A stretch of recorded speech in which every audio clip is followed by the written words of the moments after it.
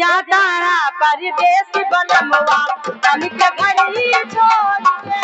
जाता परदेश बनमवा हम के घर ही छोड़ के कनी जाए से पहले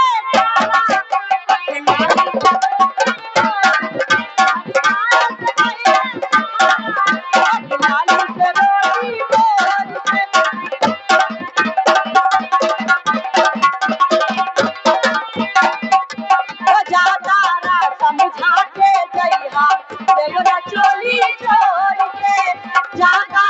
समझा के जइहा देवरा चोली छोड़ के कनी जाए से पहले खाना लाई से रोटी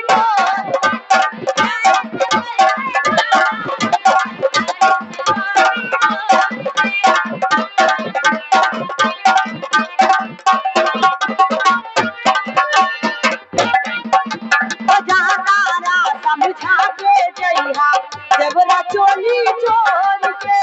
जाता समझा के जइहा देवरा चोली छोड़ के कनी जाए से पहले खाना लाई से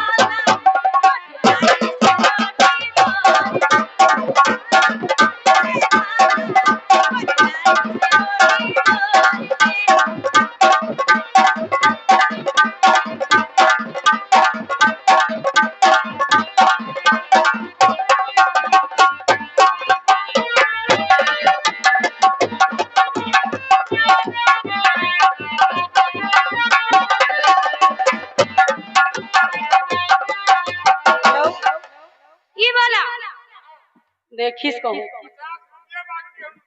गिद्ध का नजर कहाँ रहा था वो देखी थे 50 रुपए उनके लाके तो वो दे थोड़ा दे वैसे बोले थे तुम्हारे 50 हो तो वो दे नहीं थे और देख ले 50 रुपए में थे जमा ले अलीम दादा लाइनमैन परदेहरा वाले अच्छा जो 5 मिनट लाइनिया दे सकते काट के दूसरे लंग जोड़ दे ई में नहीं करता है झूठे के ले ले है सिट डाउन के दूसरे के काट देने के जोड़े को तो 200 रुपए ले है नहीं मैं नहीं जोड़ा ई में नहीं जोड़ो तो ये अलीम दादा की तरफ से 50 रुपया फिर आया अच्छा करीना ये करीना खरा शुक्रिया लगा दे तू मिला करीना का वासल है जुड़ा के बैठ गए